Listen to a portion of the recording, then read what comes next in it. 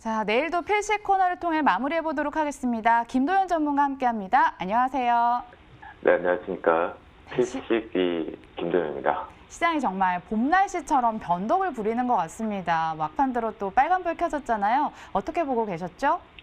네, 전체적으로 만약 우리나라 시장에 연기금이 없었더라면 이라는 노래 멘트를 좀 따라할 수밖에 없지 않나라고 싶은데요. 연기금이 시장을 좀 주도하면서 마지막 부분에 좀 들어올렸다라고 볼 수가 있겠습니다. 특히나 이제 코스피 쪽과 코스닥이 모두 동반해서 화답이 되는 부분인데요.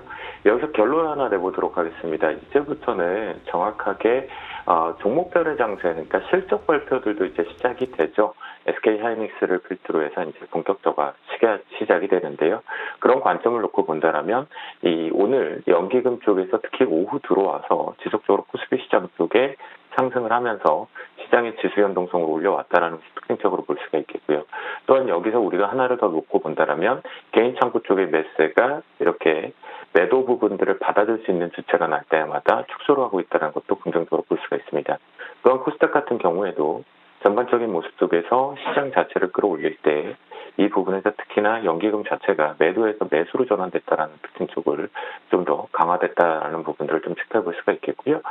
하지만 이 부분 속에서 연기금이 없었더라면 이라는 것을 잡을 수밖에 없었던 것은 바로 이 선물 시장 쪽에서 놓고 판단을 해보면 제가 실제 이제 원고를 보내드릴 때만 하더라도 외국인들과 개인 창구 쪽에 대한 매수세가 유지가 됐었는데요. 사실 여기에서 오버슈팅 부분들이 살짝 시장 부분에 놓고 판단을 해보면 실제 선물 지수 쪽의 위치가 좀 오버슈팅이 걸렸습니다. 이게 이 개인 창구 쪽에 대한 시장가 매수세로 좀 판단할 수 있는데요.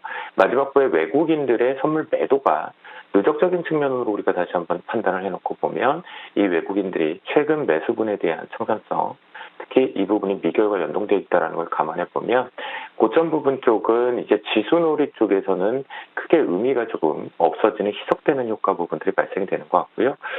대신 다행이고 긍정적인 부분에서는 종목 장세는 본격화된다라는 것에서 우리가 이제는 수익률 게임을 좀 본격화될 시점이 왔다라고 볼 수가 있는 하루였다라고 말해봅니다. 내일장 같은 경우는요, 그런 부분에서 이 연결 선물 쪽으로 좀 놓고 판단을 해볼 수 있는데요.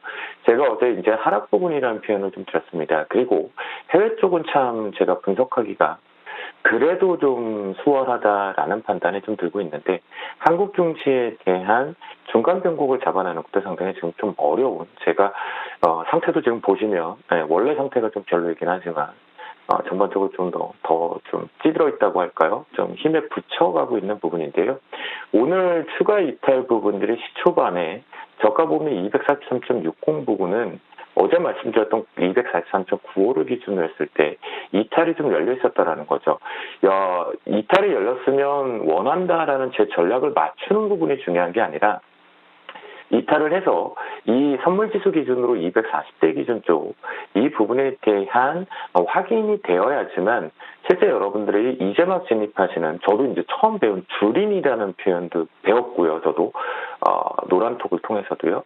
그런 부분을 놓고 봤을 때 여기서 편안하게 종목도 집중이 좀 되겠고 지수 역시도 방향성이 정확하게 만들어지는 구간에서 연기금의 현물 힘으로 좀 땡겼고 마지막 부분에 개인 창구 쪽 매수세에 대한 좀 억지성이 조금 있었다라고 감안을 해보면 이렇게 지금 마감이 들어오고 있음에도 불구하고 고점을 또다시 막고 있다라는 관점 보면 지수는 가두리 박스에서 방향성 논체를 볼 거다. 즉 이렇게 정하면 될 것 같습니다. 내일 기준에서 제가 놓고 판단을 해보면 이렇게 가두리에서 돌파냐 이탈을 하느냐 여기서 분명히 나와야지만 종목별 싸움이 좀 더 거세게 되는 구간으로 진입한다라고 말씀을 드려볼 수 있겠습니다.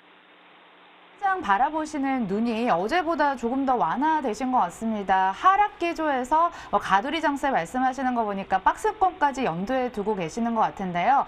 자세한 내용 더 들어볼까요? 네, 실제 이 부분을 놓고 판단을 해보면 내일 같은 경우부터 우리가 아주 중요한 핵심적이 들어오는 게 지금 유가증권 시장 쪽이라든가 코스닥 시장 쪽에 놓고 보시면 특징이 하나 잡히실 겁니다. 와, 한국 시장 지수만 놓고 보면 되게 센 것 같고 거기에 정말 종목의 힘들을 나는 공포 매수를 한다라는 관점으로 놓고 보면 급락할 때마다 매수를 잡아들어야겠구나. 근데 거기서 불확실성이 하나였었죠, 실적. 이제 실적이 내일부터는 본격적으로 전체가 다 열리는 부분이겠죠. 그런데 코스피와 코스닥을 놓고 보면 외국인과 기관이라는 메이저 수급 자체가 연속적인 매도가 나오고 있다는 겁니다. 그러면 지수 쪽에서 이번에 좀 급하게 올라왔다라는 표현을 제가 금요일날 길리어드 부분 때문이다라고 말씀 좀 드렸고, 지금 치료제한 불협변 계속 있고 북한 쪽의 지정적 리스크 부분도 확대가 되는데요. 자, 여기서의 핵심은 뭐냐면 간다 하더라도 냉정하게 쌍고점 가능성이 있기 때문에 이 부분을 확인하려고 하는 상승 비율 뿐이지, 여기가 반드시 바로 뚫어내고 가기에는 지금 수급을 말씀드린 이유가 매우 어렵습니다. 그럼 뭘까요?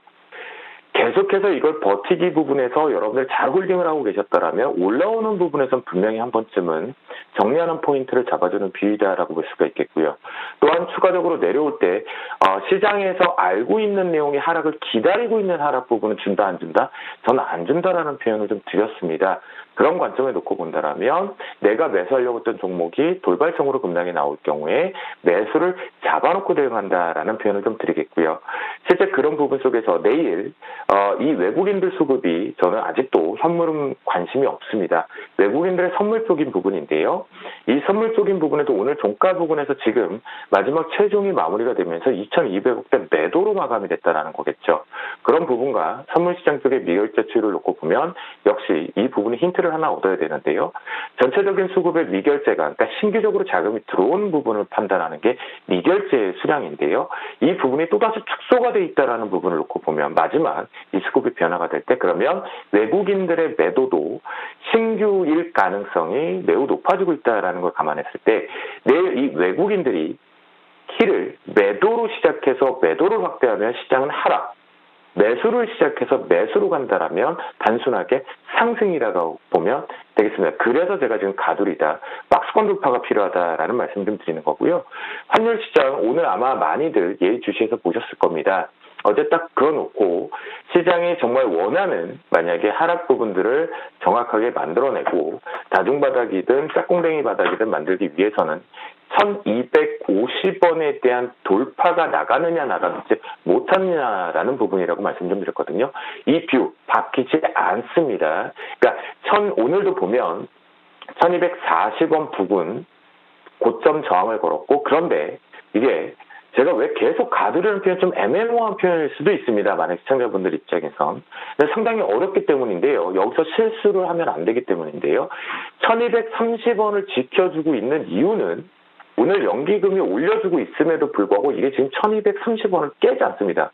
조건을 보면 깨고 내려와야 되는 위치가 분명히 만들어졌거든요. 그 얘기는 즉슨 지금 고점을 막아두면서 이 고점에서 내려오는 가속도를 하나 확인하려고 하는 과정. 그러면 정해졌죠. 한마디 정리합니다. 올라가 봤자 고점을 싼 고점에서 막힌다. 진폭이 작다라는 부분이겠고, 그건 스케줄상 조금 시간을 좀 더 확인을 해야 된다라고 말씀 좀 드리겠고요. 해외 쪽에서 하나 쪽, 지금 이제 우리가 구리 쪽을 얘기를 계속하고 있는데 유가 부분이 계속 문제가 생기고 있습니다. 일단 기술적인 분석에서 재분석에서는 벌써 벗어난 범위가 좀 발생이 됐고요.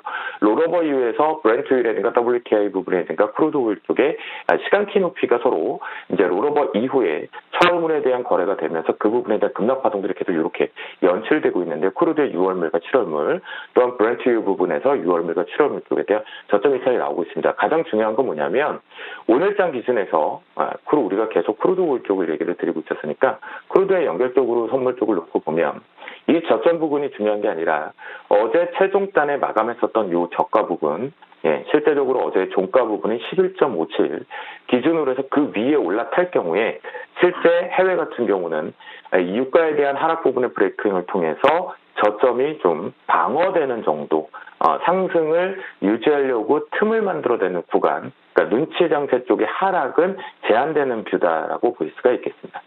변동성 장세라 이야기 길게 해주시느라 오늘 전략 제시 종목을 못 들었습니다. 3개 있었는데 말이죠. 내일 보다 자세하게 그리고 노란톡에서 말씀해 주실 거라 믿겠습니다. MTNW 김도현 전문가와 함께했습니다. 고맙습니다. 감사합니다.